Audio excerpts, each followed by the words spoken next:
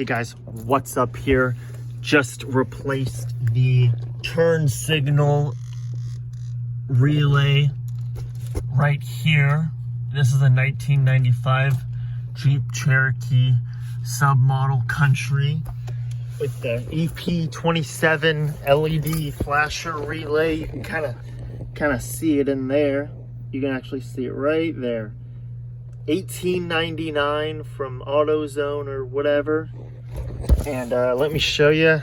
Let's see what the sound is. And there is the sound. This is a lot better, softer sound than the stock relay for the turn signal and flashers.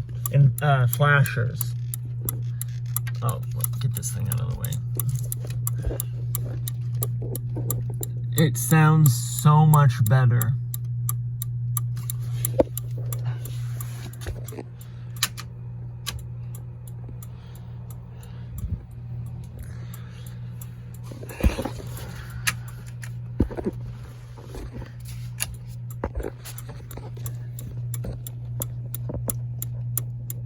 Quick little video, and that's how you do it.